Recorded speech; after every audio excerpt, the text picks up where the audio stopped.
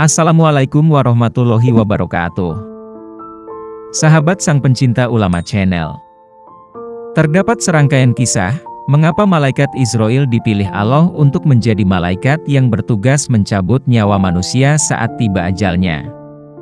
Kisahnya dimulai ketika Allah Subhanahu wa Ta'ala memerintahkan malaikat Israil bersama malaikat Jibril, malaikat Israfil, dan malaikat Mikail turun ke bumi untuk mengambil tanah dalam penciptaan Nabi Adam alaihissalam. Dalam sebuah hadis mutabaro, yang dinukil Imam Ja'far Asy-Syadiq, sebelum menciptakan Nabi Adam, Allah memberi kabar terlebih dahulu kepada bumi bahwa malaikat akan turun ke tanah. Allah berfirman, "Hai bumi, aku akan menciptakan manusia dari saripatimu. Sebagian mereka ada yang taat kepadaku dan sebagian lainnya durhaka kepadaku.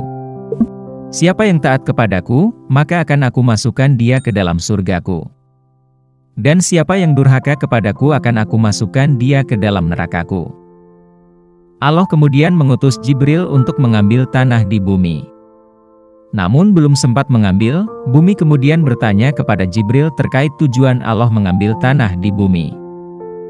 Malaikat Jibril kemudian memberikan jawaban dengan berkata, karena Allah akan memerintahkan Adam dan keturunannya untuk menyembahnya. Setiap yang taat di antara mereka akan berada dalam naungan rahmat-Nya dan dipersilahkan masuk ke surga. Sementara Dia akan menyiksa siapa saja di antara mereka yang menentangnya dan tidak taat kepadanya di dalam neraka jahanam untuk selama-lamanya. Mendengar jawaban tersebut, kemudian bumi bersumpah dengan nama Allah, bahwa ia tidak sanggup menanggung beban manusia di bumi dan berkata, "Demi Allah, aku berlindung kepadamu dari utusanmu agar engkau tidak mengambil sebagian dari kami jika nantinya akan menjadi penghuni neraka." Mendengar sumpah tersebut, malaikat Jibril tidak mengambil apapun dari bumi dan kembali menghadap Allah. Jibril kemudian menceritakan alasan bumi yang bersumpah membawa keagungan Allah bahwa ia tidak memiliki kesanggupan untuk menanggung azabnya. Kemudian, Allah mengutus dua malaikat sekaligus, yakni malaikat Mikail dan malaikat Israfil, turun ke bumi mengambil tanah.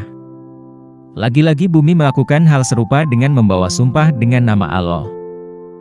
Sama seperti Jibril, akhirnya dua malaikat ini pun kemudian kembali menghadap Allah dan tanpa membawa tanah. Allah kemudian memerintahkan malaikat Israil untuk mengambil tanah itu. Malaikat Israil berbeda dengan tiga malaikat lainnya. Saat di bumi, ia kemudian langsung memukul bumi dengan pedangnya hingga membuat bumi bergetar ketakutan.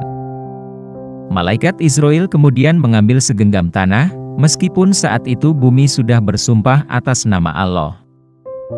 Malaikat Israil saat itu berkata, "Aku takut menyalahi perintah Allah.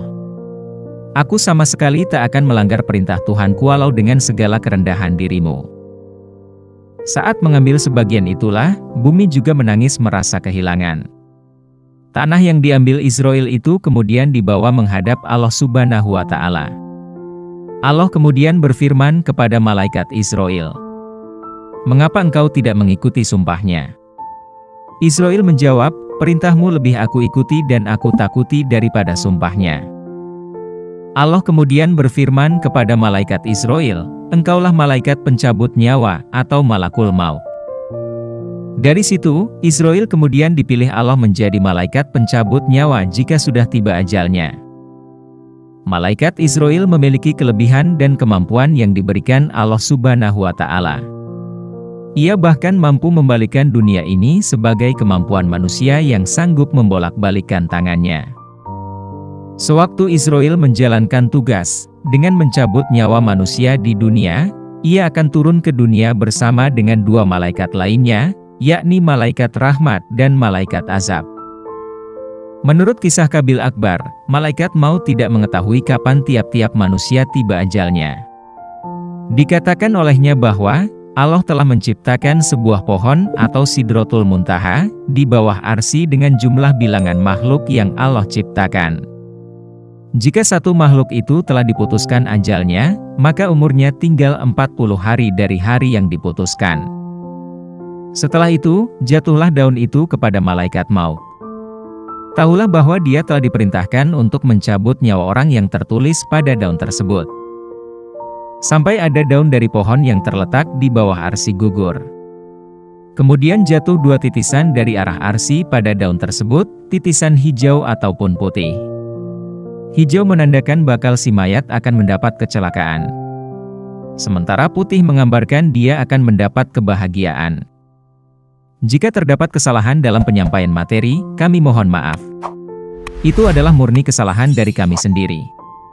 Jika benar, serta memberi manfaat bagi Anda, itu semata-mata datangnya dari Allah Subhanahu wa Ta'ala.